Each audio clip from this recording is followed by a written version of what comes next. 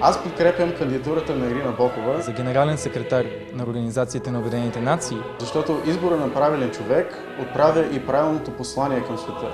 защото България има исторически шанс. Защото трябва да ценим качествата и уважаваме успехите на другите. Защото тя има значителен опит на ръководна позиция в структура на ООН. Добрата репутация е наследство и бъдеще.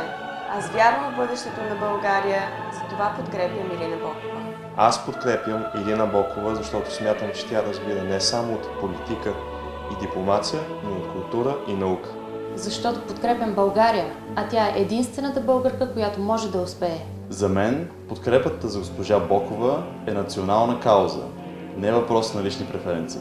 Ако и вие подкрепяте кандидатурата на Ирина Бокова за генерален секретар на Организацията на Обединените нации, намерете страницата ни във Facebook България за Бокова и поканете вашите приятели, споделете я с тях. Направете видеоклип, в който казвате защо подкрепяте нейната кандидатура и не го изпратете. Или напишете писмо до вашето правителство, в което апелирате те да подкрепят ясно и категорично кандидатурата на госпожа Бокова.